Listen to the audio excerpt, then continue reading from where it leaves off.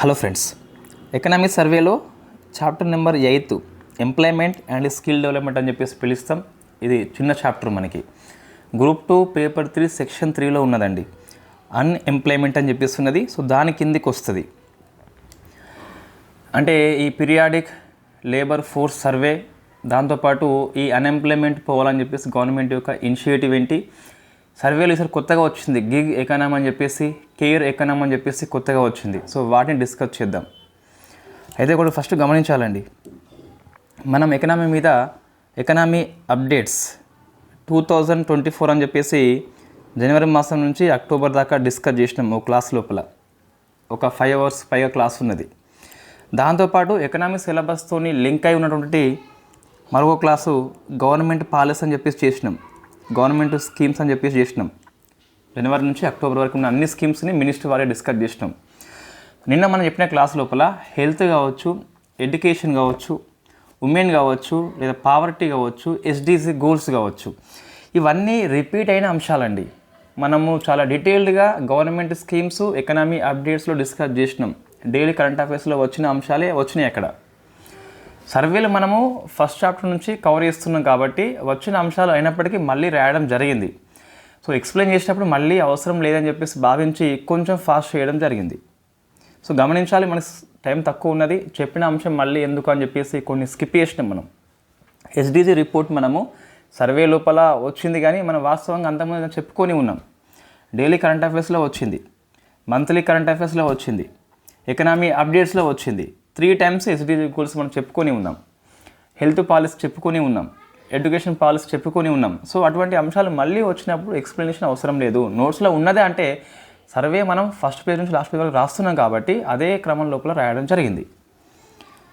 Next ఈ employment chapter చూస్తే periodic labour force survey అని చెప్పేసి సర్వే లోపల మనకి 22nd, 23rd ఇవ్వడం జరిగింది.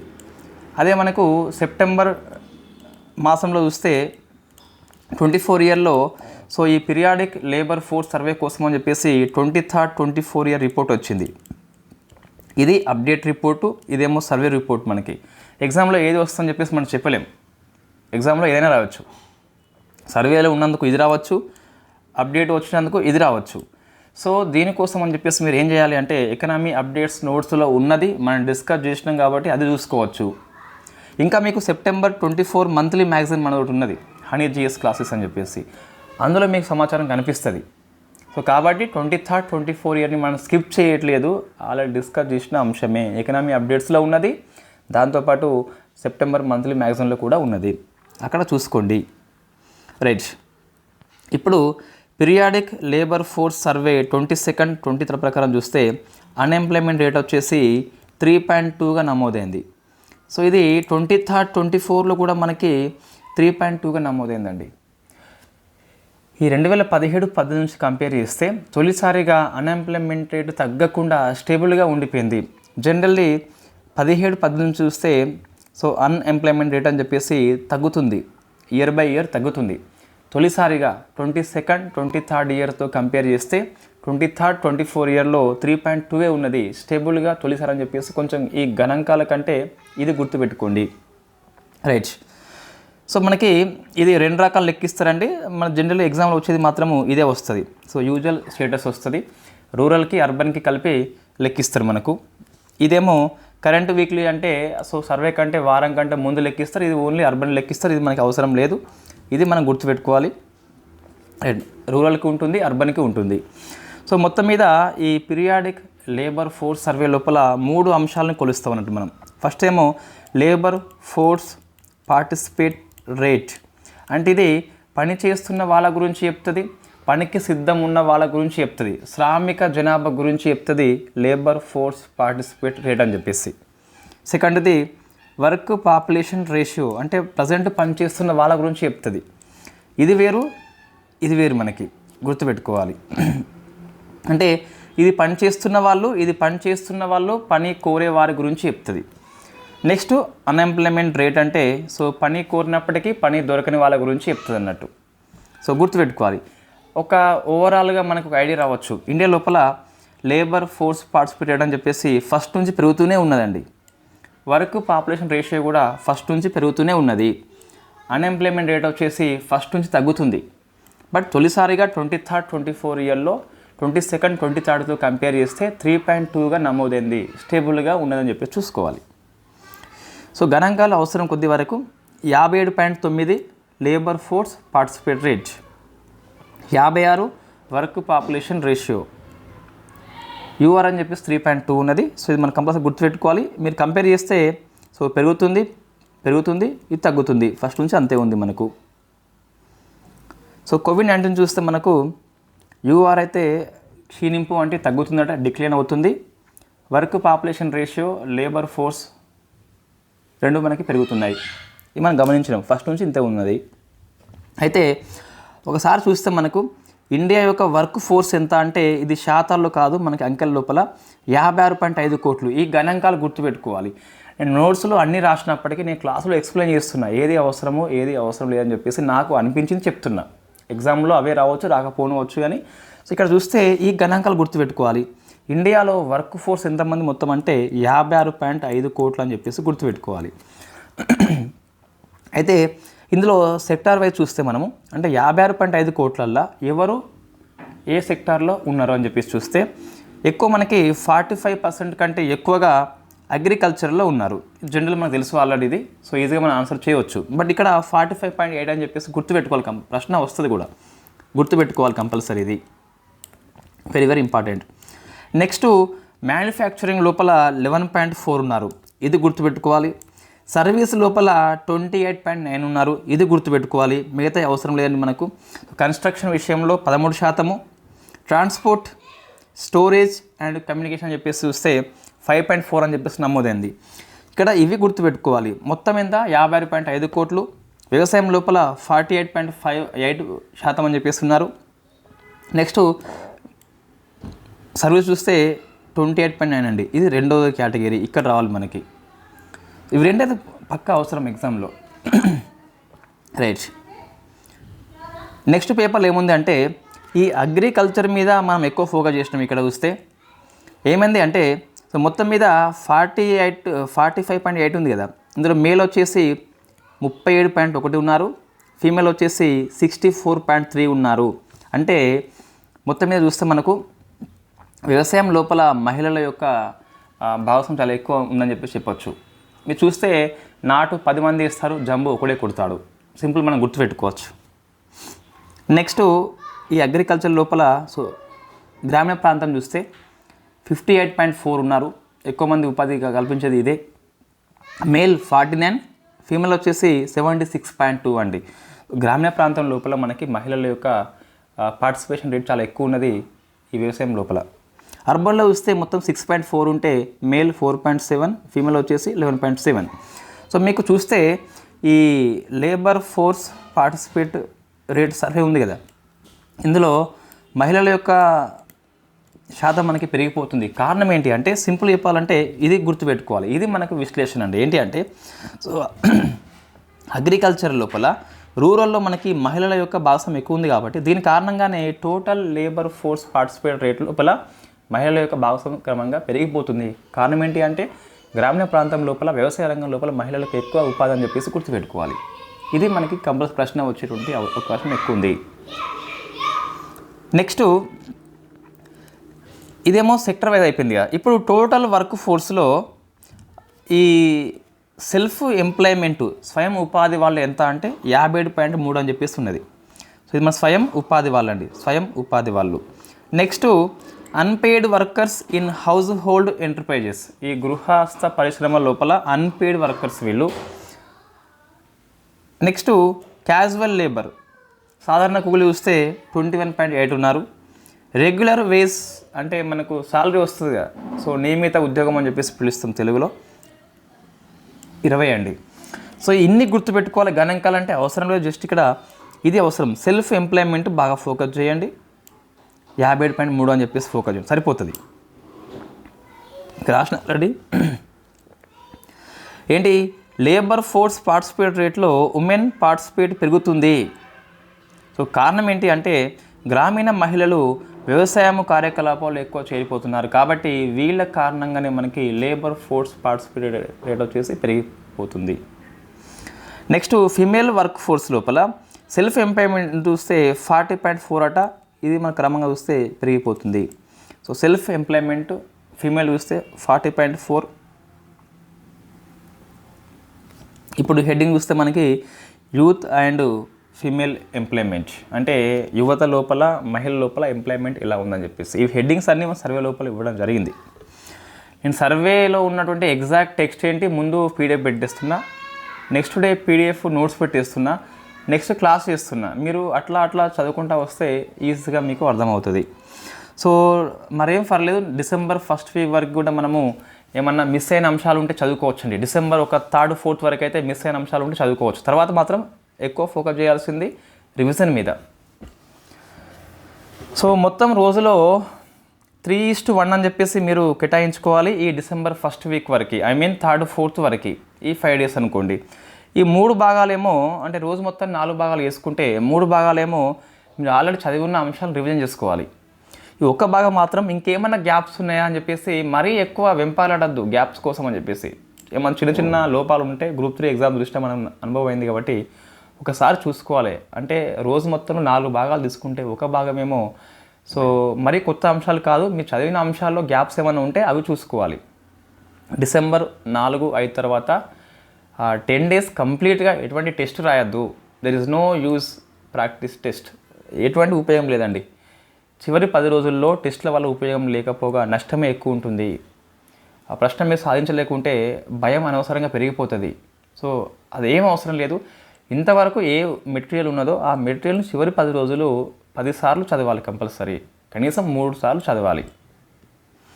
Okay, so rising youth employment అండి, అంటే మన యూత్ మీన్స్ 15 నుంచి 29 అని చెప్పేసి ఎక్కువ ఎంప్లాయ్మెంట్ విషయంలో ఈ కేటగిరీని మనం ఫోకస్ చేయాలి.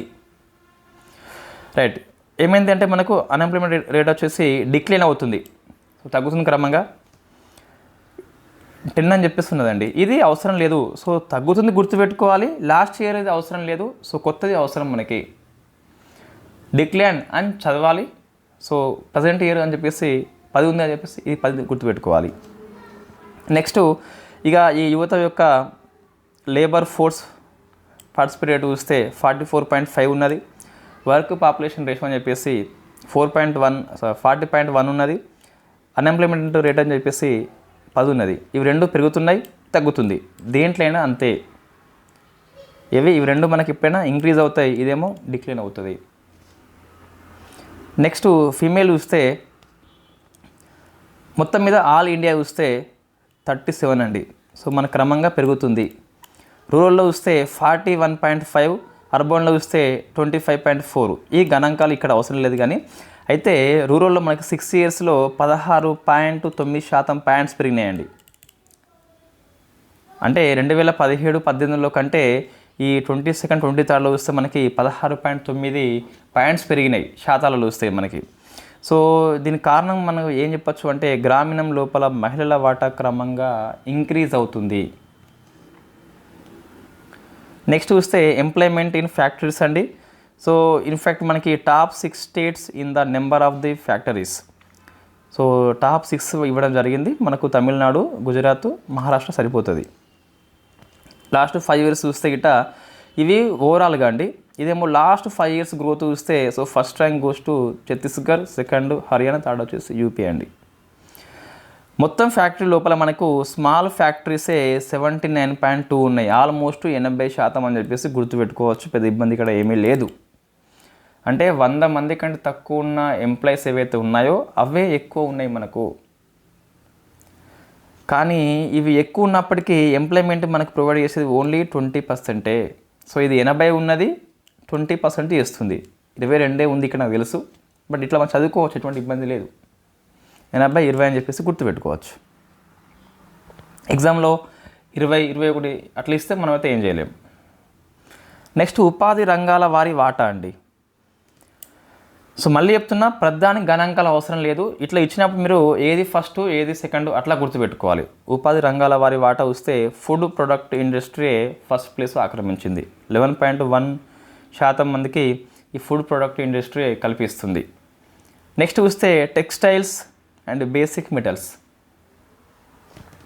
అయితే ఇది ఓవరాల్గా చూస్తే ఇదేమో లాస్ట్ 5 ఇయర్స్ గ్రోత్ పరంగా చూస్తే అంటే లాస్ట్ 5 ఇయర్స్లో ఏది ఎక్కువ ఎంప్లాయ్మెంట్ కల్పించింది అంటే మనకు అంటే లాస్ట్ 5 ఇయర్స్ గ్రోత్ పరంగా వేరు, ఓవరాల్గా వేరు. Computers, electronics, rubber, plastic second, chemicals వచ్చేసి థర్డ్ అండి. నెక్స్ట్ చూస్తే government initiative to Boost employment అంటే ఉపాధి పెంచడం కోసం అని చెప్పేసి గవర్నమెంట్ యొక్క కార్యక్రమాలు ఏంటి? So national career service portal 2015లో వచ్చింది. ఎంప్లాయ్మెంట్ కల్పిస్తుంది, మన యొక్క లైఫ్ మీద, కెరీర్ మీద అవగాహన కల్పిస్తుంది. ఇక్కడ ఈ శ్రమ్ పోర్టల్ అండి, అంటే ఈ అవ్యవస్థీకృత రంగంలో ఉంటారు కదా, వీళ్ళకి నియమిత సాలరీ అంటే ఏమీ రాదు. సో వీళ్ళ కోసం అని చెప్పేసి నమోదు చేసే ప్రక్రియ పేరే ఈ Shram portal. So unorganised sectors యొక్క వర్కర్స్ ఎవరైతే ఉన్నారో వర్కర్స్ యొక్క డేటా బేస్ ఈ శ్రమ్ పోర్టల్. ఇప్పటివరకు మొత్తం మీద 29 కోట్ల మంది నమోదైనలు. ఎక్కువ ఏ రంగం అని చెప్పేసి మీరు ఆన్సర్ చేయండి. మనం మార్నింగ్ కరెంట్ అఫైర్స్లో డిస్కస్ చేసినాం ఈరోజు నవంబర్ 27 కరెంట్ అఫైర్స్ లోపల. నెక్స్ట్ ఆత్మనిర్భర్ భారత్ రోజ్గార్ యోజన అండి. ఈ 20 అక్టోబర్లో వచ్చింది. ఇట్లా అక్టోబర్ అని చెప్పేసి వాడు ఇచ్చినప్పుడు సర్వే లోపల కొంచెం ఈ మాసం ఫోకస్ చేయండి. ఏం లేదు, ఈ పోస్ట్ కోవిడ్-19 తర్వాత సోషల్ సెక్యూరిటీ బెనిఫిట్స్ ఇది అందిస్తుంది. సో ఇప్పటికీ 60 లక్షల మంది బెనిఫిట్ కావడం జరిగింది. కోవిడ్-19 తర్వాత సామాజిక భద్రత స్కీమ్ పేరే మనకు ఆత్మనిర్భర్ భారత్ రోజ్గార్ అని చెప్పేసి పిలుస్తాం. నెక్స్ట్ ప్రధానమంత్రి ఎంప్లాయ్మెంట్ జనరేషన్ ప్రోగ్రామ్ అని చెప్పేసి ఇది నాన్ ఫార్మ్ సెక్టర్ అంటే వ్యవసాయేతర రంగం లోపల ఎంప్లాయ్మెంట్ అవకాశాలు కల్పిస్తుంది. ముఖ్యంగా రూరల్, అర్బన్ లోపల కూడా ఈ సాంప్రదాయమైన కళలు ఏవైతే ఉన్నాయో వాటికి ఎంప్లాయ్మెంట్ కల్పిస్తుంది. అదే ప్రధానమంత్రి ఎంప్లాయ్మెంట్ జనరేషన్ స్కీమ్ అని చెప్పేసి పిలుస్తాం.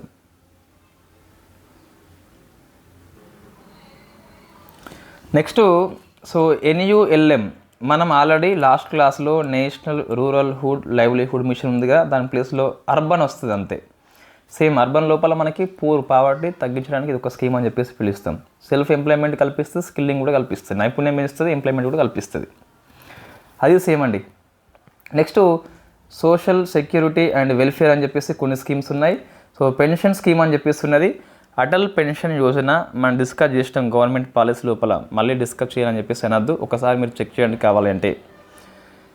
ప్రధానమంత్రి శ్రమ్ యోగి మన్ధన్ యోజన ఇది మనం డిస్కస్ చేసినాం. ఇవి రెండు కంట్రిబ్యూటరీ పెన్షన్ స్కీమ్ అని చెప్పేసి పిలుస్తాం. నెక్స్ట్ ఇది కూడా మనం డిస్కస్ చేసినాము ఇన్సూరెన్స్ ప్రోగ్రామ్ అని చెప్పేసి. సో జీవన్ జ్యోతి ఇంకోటి సురక్ష బీమా యోజన డిస్కస్ చేసినాం మనం ఆల్రెడీ, మళ్ళీ ఇక్కడ అవసరం లేదు. ఇది వెరీ ఫేమస్ మనకి న్యూ లేబర్ కోడ్స్ అని చెప్పేసి ఉన్నాయి. మొత్తం 29 కోడ్స్ ఉండే దాన్ని సింప్లిఫై చేసి 4 కోడ్స్గా మాత్రం వీళ్ళు మార్చారు.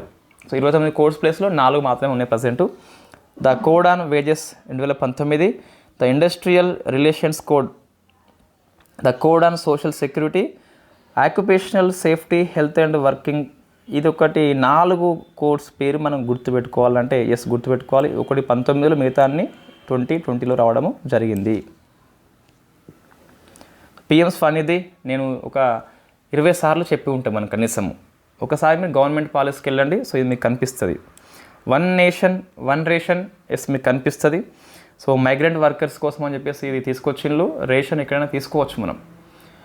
1 నేషన్ 1 రేషన్ని ఆమోదించిన లాస్ట్ రాష్ట్రం పేరు చూస్తే మనకు అస్సాం అని చెప్పేసి ఉన్నది.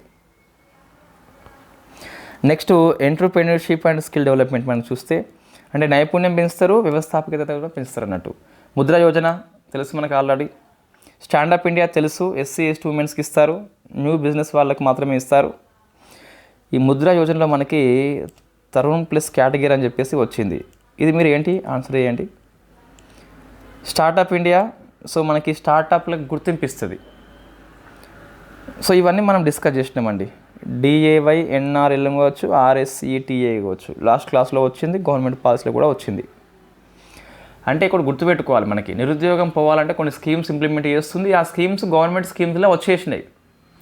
ప్రతి స్కీమ్ మీ గవర్నమెంట్ స్కీమ్ లోపల చూస్తే ఏ మినిస్టర్ కింద ఉంది, స్కీమ్ పేరేంటి, ఎక్కడ ప్రారంభించారు అంటే డేట్ అవసరం లేదు మనకు, ఏ ఇయర్లో అని చెప్పేసి గుర్తుపెట్టుకోవాలి. పర్పస్ ఏంటి, బెనిఫిషియరీస్ ఎవరు ఉన్నారు, అప్డేట్స్ ఏంటి, అవి మనం గవర్నమెంట్ స్కీమ్ చాలా డీటెయిల్గా ఉన్నది కాబట్టి ఇక్కడ అవసరం లేదు. Right. The evolving landscape of jobs in India, అంటే ఇండియాలో జాబ్స్ వచ్చేసి ఎలా మారుతుంది చూద్దాం. సో ఎందుకు మారుతున్నాయి అంటే టెక్నాలజీ వచ్చింది, క్లైమేట్ చేంజ్, వాతావరణ మార్పులు వస్తున్నాయి, జియో పాలిటిక్స్ దృష్ట్యా మనకు కొన్ని వాతావరణము మార్పులు కావచ్చు, జియో పాలిటిక్స్ కావచ్చు, టెక్నాలజీ మార్పులు కావచ్చు, వీటి కారణంగా ఉద్యోగిత స్వభావం లోపల మార్పులు వచ్చినాయి. సో ఇవి మనకు కారణాలండి.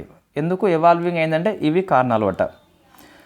నెక్స్ట్ WEF ఒక రిపోర్ట్ ఇచ్చింది మనకి, ఫ్యూచర్ జాబ్స్ రిపోర్ట్ ప్రకారం చూస్తే సో మొత్తం మీద ఇది 23% జాబ్స్ అయితే సో చేంజ్ అయినాయట ఇప్పటికీ గ్లోబల్లీ మొత్తం మీద. అంటే 23% వచ్చేసి జాబ్స్ యొక్క నేచర్ మారింది అట. దీనివల్ల ఏమైంది అంటే 10.2% ఏమో పెరిగినాయి, 12.3 సెక్టార్స్ ఏమో తగ్గినాయట. ఇది పెరిగింది, ఇది తగ్గింది.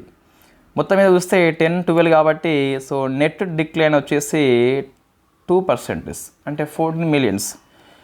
అంటే ఈ గ్లోబల్ ఈ టెక్నాలజీ కావచ్చు, క్లైమేట్ చేంజ్ కావచ్చు, జియో పాలిటిక్స్ కావచ్చు, ఇవి అన్నిటి కారణంగా సో 2% మనకి ఉద్యోగాలు తగ్గిపోయినాయట. ఎంత మనకి వాల్యూ చూస్తే 14 మిలియన్స్. కొన్ని దాంట్లో పెరిగినాయి, కొన్ని దాంట్లో తగ్గినాయి. అయితే ఎక్కువ తగ్గినాయి కాబట్టి మనకి నెట్ చూస్తే మైనస్లో ఉండిపోయింది. సో 2% జాబ్స్ మనం కోల్పోయినాము. ఈ జియో పాలిటిక్స్ కావచ్చు, వాతావరణ మార్పులు కావచ్చు, టెక్నాలజీ మార్పులు కావచ్చు. నెక్స్ట్ 4th ఇండస్ట్రియల్ రివల్యూషన్ కిందకి ఏమొస్తుందని చెప్పేసి ప్రశ్న వస్తుంది. సో దీని కిందకి మిషన్ లెర్నింగ్ వస్తుంది, AI వస్తుంది, బ్లాక్ చైన్ వస్తుంది, జెనెటిక్ క్వాంటమ్ కంప్యూటింగ్ అని చెప్పేసి ఇవన్నీ మనకి వస్తాయండి. 4th IR కింద ఏమేమి వస్తాయని చెప్పేసి ఉన్నది. సింపుల్ క్వశ్చన్ అంతే అది. నెక్స్ట్ ఇండియా యొక్క AI కోసం అని చెప్పేసి ఇనిషియేటివ్ ఏంటి? సో ఫ్యూచర్ స్కిల్స్ ప్రైమ్ ఒక ప్రోగ్రామ్ పేరు మనకు అది. సో నెక్స్ట్ UI అని చెప్పేసి youth for Unnati and Vikas with AI, school వాళ్ళ కోసం అని చెప్పేసి ఇది స్టార్ట్ చేసినాం. Responsible youth for AI 22nd ఇయర్లో వచ్చింది, ఇండియా AI మిషన్. సో మీకు ఇది department of science and technology కింద మీకు గవర్నమెంట్ పాలసీ లోపల కనిపిస్తుంది. నెక్స్ట్ చూస్తే గిగ్ ఎకానమీ అని చెప్పేసి మనకి వార్తల్లో ఉన్నది. So what is the gig economy మనం డిస్కస్ చేసినాం ఆల్రెడీ. ఇన్ఫ్యాక్ట్ టెంపరీ జాబ్స్ మనకు ఇది దీని ఏమంటారు, జెప్టో అని చెప్పేసి ఉంటాయి కదా మనకు ఫుడ్ ఆర్డర్ చేసేటి, ఈ ర్యాపిడో అని చెప్పేసి అవన్నీ దీని కిందకే వస్తాయి ఎంప్లాయ్మెంట్ అని చెప్పేసి. 22-21 ఇయర్లో 77 lakhs వర్కర్స్ పనిచేస్తున్నారట, 7.7 మిలియన్స్. మొత్తం వర్క్ ఫోర్స్ లోపల ఇది 1.5% అండి. నాన్ అగ్రికల్చర్ విషయంలో చూస్తే ఇది 2.6 అని చెప్పి గుర్తుపెట్టుకోవాలి. మొత్తంలో 1.5, నాన్ అగ్రి లోపల 2.6 అండి. సో నీతి ఆయోగ్ రిపోర్ట్ ప్రకారం చూస్తే 29-30 ఇయర్ ప్రకారం చూస్తే ఇది 2.35 కోట్లకి చేరిపోవచ్చు. ఇప్పుడు ఎంత ఉన్నది, 77 lakhs ఉంటే 29-30 ఇయర్కి గాను 2.35 కోట్లుగా మారిపోవచ్చు, పెరిగిపోవచ్చు. అప్పుడు ఎట్లా ఉంటుంది అంటే టోటల్ వర్క్ ఫోర్స్ లోపల 4.1 ఉంటే నాన్ అగ్రికల్చర్ లోపల 6.7గా నమోదు కావచ్చు. మనకు ఈ గిగ్ ఎకానమీ అనేది ఎక్కడ ఎక్కువ ఉందంటే డెవలప్డ్ ఎకనామీ కంటే డెవలపింగ్ కంట్రీస్లో చాలా ఎక్కువ ఉందట. సో ఇది మనకు ప్రశ్న వస్తుందండి, ఇట్లా మనకు వస్తుంది. ఇండియాలో ఎక్కువ ఉంటుంది అమెరికాతో కంపేర్ చేస్తే. సో వీళ్ళ కోసం అని చెప్పేసి గిగ్ వర్కర్స్ ఎవరైతే ఉన్నారో వాళ్ళ కోసం మన కోడ్ ఆన్ సోషల్ సెక్యూరిటీ ఉన్నది కదా, 20లో వచ్చింది. సో వీళ్ళకి కొంచెము వెల్ఫేర్ని అందిస్తుంది అన్నట్టు. కోడ్ ఆన్ సోషల్ సెక్యూరిటీ ఏదైతే ఉందో ఈ కోడ్స్ వచ్చేసి ఈ గిగ్ వర్కర్స్కి వెల్ఫేర్ని అందిస్తుంది, సంక్షేమాన్ని అందిస్తుంది. Next climate change and green energy transition. ఇక్కడ చూస్తే గ్రీన్ ఎనర్జీ వైపు మనం పోవడం వల్ల కొత్తగా 34 lakhs జాబ్స్ క్రియేట్ అయినాయట. ఇది బాగా గుర్తుపెట్టుకోవాలి కంపల్సరీ. హరిత ఇంధనం యొక్క వైపు మనం పోవడం ద్వారా కొత్తగా ఎంప్లాయ్మెంట్ వచ్చేసి 34 lakhs క్రియేట్ అయిందట. నెక్స్ట్ ఆగ్రో ప్రాసెసింగ్ అని చెప్పేసి ఇండియాలో చాలా తక్కువ ఉన్నది, మనకి తక్కువ ఉన్నది. ఒకసారి చూస్తే ప్రపంచం మొత్తం లోపల మన సాగు భూమి అనేది 11.2 వాటా ఉన్నది. 100 సాగు భూమి ఉంటే 11.2 మనదే, ఇంత ఎక్కువ ఉన్నది. మిల్క్, పల్సెస్, జ్యూట్లో మనం ఫస్ట్ ర్యాంక్ ఉన్నాం. ఫ్రూట్స్, వెజ్లో సెకండ్ ర్యాంక్ ఉన్నాం. సెరల్స్ లోపల చూస్తే థర్డ్ ర్యాంక్ ఉన్నాం. కానీ మనకి ఫుడ్ ప్రాసెసింగ్ యూనిట్స్ ఎక్కువ లేవు ఇండియా లోపల, లో లెవెల్లో ఉన్నాయట. సో ఉన్న వాటిలో కూడా ఎక్కువ మనకి మీట్ ఫస్ట్ ర్యాంక్ ఉన్నది, second fish, milk, fruits and vegetables. అక్కడ ఏముంది మొత్తం మీద అంటే మనం అంతగా ఫస్ట్ ప్లేస్లో ఉన్నప్పటికీ ఫుడ్ ప్రాసెసింగ్ యూనిట్స్ లేవట, ఎక్కువ చేయాలని చెప్పేసి సర్వే చెప్తుంది. నెక్స్ట్ కేర్ ఎకనామీ అండి, ఇది కొత్త మనకు వచ్చిన concept. So what is the care work అంటే, సో కేర్ యాజ్ వర్క్ అంటే కేర్ని కూడా మనం వర్క్గా చూసుకుంటాం. ఇది అన్పెయిడ్ ఉంటుంది. డొమెస్టిక్ లోపల ఒక తల్లి పిల్లగాలని కేర్ చేస్తుంది, ఇది అన్పెయిడ్ వర్క్. కొన్ని పెయిడ్ కేర్ వర్క్స్ ఉంటాయి, నర్సు చూస్తారు మనల్ని. సో అటువంటి మనకు 2 రకాలు ఉంటాయని చెప్పేసి సర్వే పేర్కొన్నది. సో ఇక్కడ అంశాలు ఏంటంటే మనకు మరి ఎందుకు కేర్ ఎకనామీ పెంచుకోవాలి మనం అంటే, సో కొన్ని ఇండియాలో చూస్తే మనకి ఏ కారణాల వల్ల కేర్ ఎకనామీ పెంచుకోవాలి అంటే, డెమోగ్రఫీకు మార్పు వస్తుంది. 0 నుంచి 14 ఇయర్స్ ఏజ్ వాళ్ళట యూఎన్ఓ ప్రకారం చూస్తే 1/4 వంతు ఉన్నారట, 36 కోట్లు ఉన్నారట. 60+ ఏజ్ వాళ్ళు 1/10 వంతు ఉన్నారు, 14.7 కోట్లు. ప్రశ్న వస్తుంది, ఈ గణాంకాలు గుర్తుపెట్టుకోవాలి. 1/4, 1/10, 36, 14. ఇదే 2050 నాటికి చూస్తే ఇది 18%, ఇదేమో 20% పెరిగిపోతుందట. సో ఏమైందంటే మనకు దీనివల్ల ఏమవుతుంది, మన చిన్నపిల్లలు ఉంటారు, వృద్ధులు ఉంటారు కాబట్టి వీళ్ళకి కేర్ అవసరం, మనకి కేర్ అవసరము. అదే సేమ్ రిపోర్ట్ మనకు ఆసియా డెవలప్మెంట్ బ్యాంక్ అని చెప్పేసి రిపోర్ట్ ఇచ్చింది. So ageing well in Asia అని చెప్పేసి అందులో ఇండియా గురించి చెప్పింది. సో మొత్తం జనాభా లోపల వృద్ధులు చూస్తే మనకు 20% ఉన్నారు. 2050 నాటికి చూస్తే అదే 30 అని చెప్పేసి రిపోర్ట్ ఇవ్వడం జరిగింది. సో ఇట్లా ఉన్నది కాబట్టి మనకి కేర్ ఎకనామీ వైపు మనం ఎక్కువ ఫోకస్ చేయాలి. అంటే వాళ్ళను కేర్ తీసుకోవడం వైపు ఏదైతే ఉంటారో వాళ్ళకి సాలరీస్ ఇవ్వాలని చెప్పేసి ఈ సర్వే చెప్తుంది. డెమోగ్రఫిక్ లోపల మార్పులు వస్తున్నాయి, చిన్నపిల్లల జనాభా పెరిగిపోతుంది, వృద్ధులు పెరిగిపోతున్నారు కాబట్టి వాళ్ళకి కేర్ అవసరం అని చెప్పేసి ఈ సర్వే నొక్కి వక్కానిస్తుంది. నెక్స్ట్ ఈక్వల్, సో ఫీమేల్కి సమానమైన అవకాశాలు కల్పిస్తుందట ఈ కేర్ ఎకనామీ అనేది. ఇంక్రీజ్ చేస్తుంది. సో ఈ పిల్లలకు సంరక్షణ అవసరం కాబట్టి కొత్తగా మనకు కొన్ని క్రెచ్ అని చెప్పేసి పిలుస్తాం కదా. క్రెచ్లు అంటే ఈ వర్కింగ్ ఉమెన్ వాళ్ళు వర్క్ పోయినప్పుడు పిల్లల్ని ఇక్కడ పడేస్తారు డబ్బులకి. సో మనం కేర్ తీసుకుంటాం. అటువంటి పెంచితే ఏమవుతుంది అంటే, సో లేబర్ ఫోర్సు లోపల మహిళల యొక్క పార్టిసిపేషన్ పెరిగిపోతుంది. మదర్హుడ్ పెనాల్టీ అని చెప్పేసి కొన్ని వర్డ్స్ ఇవ్వడం జరిగింది వాళ్ళు. సో మదర్హుడ్ పెనాల్టీ, ఇది ఎఫ్ఎల్ అంటే ఫీమేల్ లేబర్ అండి. So female labour force rate పెరిగిపోతుంది, ఎక్కువ జాబ్స్ క్రియేట్ అవుతాయి. మదర్హుడ్ పెనాల్టీ అంటే, సో చైల్డ్ బియరింగ్ అంటే, సో చైల్డ్ని కనడం వల్ల కేర్ వల్ల మనకి వీళ్ళు పనిలోకి రాకుండా పోతున్నారు, ఒక పెనాల్టీగా అది మారిపోయిందట. సో మదర్ పెనాల్టీ అనగా అని అట్లా ప్రశ్న వస్తుంది మనకి. నెక్స్ట్ సిల్వర్ డివిడెండ్ అని చెప్పేసి పిలుస్తాం. అంటే 60-69 వయసు వాళ్ళ యొక్క పని సామర్థ్యాన్ని వాడుకోవడమే సిల్వర్ అని చెప్పేసి పిలుస్తాం. ఈ వర్డ్స్ మనకి ఇవి కాబట్టి గుర్తుపెట్టుకోవాలి. ఏ వయసు వాళ్ళు 60 నుంచి 69 వాళ్ళ యొక్క సామర్థ్యాన్ని మనం వృధా చేయొద్దు, లాభాలు తీసుకోవాలని చెప్పేసి పిలుస్తున్నాం. నెక్స్ట్ స్కిల్లింగ్ అండి, ఈ ఎంప్లాయ్మెంట్ మొత్తం అయిపోయింది. సో కేర్ ఎకనామీ అంటే ఏం లేదు, ఇండియా లోపల ఓల్డ్ ఏజ్ పీపుల్స్ పెరిగిపోతున్నారు, చిల్డ్రన్స్ పెరిగిపోతున్నారు కాబట్టి సో వాళ్ళ యొక్క రక్షణ పట్ల కొన్ని కేంద్రాలు ఏర్పాటు చేసుకుంటే ఆ మహిళలకు ఉపాధి లభిస్తుంది అని చెప్పేసి సర్వే చెప్తుంది. స్కిల్లింగ్ చూస్తే మనది ఇండియా ర్యాంక్ అని చెప్పేసి, సో వరల్డ్ స్కిల్స్ అనే రిపోర్ట్ ఒకటి ఉంది మనకు. ఇందులో ఇండియా ర్యాంక్ వచ్చేసి క్రమంగా తగ్గుతుంది, అంటే మెరుగ్గా అవుతుంది. 22nd ఇయర్లో చూస్తే 11th ర్యాంక్ మనకి, 22nd 11th ర్యాంక్ అని చెప్పేసి ఈజీగా మనం గుర్తుపెట్టుకోవచ్చు. ఇంకా స్కిల్ని చూస్తే ఇట్లా మనకు మొత్తం మీద యూత్ ఎంత ఉన్నారు, 4.4 అని చెప్పేస్తున్నారు మన లేబర్ ఫోర్స్ లోపల. సో 4.4 అని చెప్పేస్తున్నారట యూత్, అంటే 15 నుంచి 29 ఏళ్ళ వయసు వాళ్ళు. ఇది బాగా ఫోకస్ చేయండి, ప్రశ్న వస్తుంది. వీళ్ళకి ఈ 4.4 వాళ్ళకి ఫార్మల్ వొకేషనల్ ట్రైనింగ్ మాత్రమే వస్తుంది. అదే 16.6 వాళ్ళకి చూస్తే ఇన్ఫార్మల్ ట్రైనింగ్ వస్తుంది. కాబట్టి ఫార్మల్ ట్రైనింగ్ వైపు వీళ్ళని మళ్ళించాలి మనం. 4.4% మందికి మాత్రమే ఫార్మల్ ట్రైనింగ్ వస్తుంది. సో ఈ ఇన్ఫార్మల్ ట్రైనింగ్ వాళ్ళకేమో ఫార్మల్ వైపు మళ్ళించాలి అని చెప్పేసి సర్వే చెప్తుంది. సో కొన్ని స్కీమ్స్ అండి, ఈ స్కీమ్స్ అన్నీ మనం డిస్కస్ చేసినాం, మళ్ళీ ఇక్కడ అవసరం లేదు. ఏది ఆ స్కిల్లింగ్ కోసం అని చెప్పేసి కొన్ని స్కీమ్స్ ఉన్నాయి అంతే.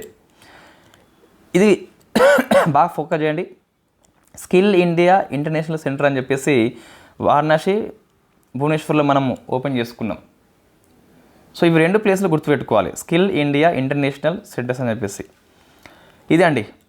సో ఇది మనకు అన్ఎంప్లాయ్మెంట్ విషయంలో సర్వే. ఇక్కడ చూస్తే అన్ని గణాంకాలే ఉన్నాయండి, దీంట్లో బాగా గణాంకాలు ఉన్నాయి. ఈ చాప్టర్లో మనం చూస్తే ఎక్కువ గణాంకాలు ఉన్నాయి కాబట్టి ఎంతవరకు అవసరమో అంతవరకే గుర్తుపెట్టుకోండి. మరీ ఎక్కువ ఫోకస్ చేయకండి. జస్ట్ తగ్గుతుందా పెరుగుతుందా ఎవరిది ఎక్కువ తక్కువ అని చెప్పేసి. ఎట్లా అంటే సో ఇది కంపల్సరీ అవసరం ఉంటుంది. ఇక్కడ చూస్తే మనం ఒకసారి రివ్యూ చేస్తే ఇది 3 గుర్తుపెట్టుకోవాలి కంపల్సరీ. తర్వాత ఇది అవసరం, మీకు శాతాలు అవసరం లేదు కానీ సో ఏది ఎక్కువ తక్కువ అని చెప్పి సెక్టర్ వైజ్ గుర్తుపెట్టుకోవాలి. ఇది కూడా సెల్ఫ్ ఎంప్లాయ్మెంట్ అని చెప్పేసి ఎక్కువ ఉన్నది ఇందులో. సో యువత ఈ 3 కేటగిరీ లోపల శాతం గుర్తుపెట్టుకోవాలి కంపల్సరీ. ఈ ఫ్యాక్టర్స్ అవసరం లేదు. ఉపాధిలో రంగాల వారి వాటా అని చెప్పేసి ఈ రంగాల పేర్లు వరుసగా 3 గుర్తుపెట్టుకోవాలి. గ్రోత్ పరంగా గుర్తుపెట్టుకోవాలి 3. ఇవన్నీ అవసరం లేదండి, ఇవంతా మన గవర్నమెంట్ స్కీమ్లో కవర్ అయినాయి, మళ్ళీ ఇక్కడ అవసరం లేదు. ఓకే అండి. ఓకే, ఈ కేర్ ఎకనామీ బాగా ఫోకస్ చేయండి.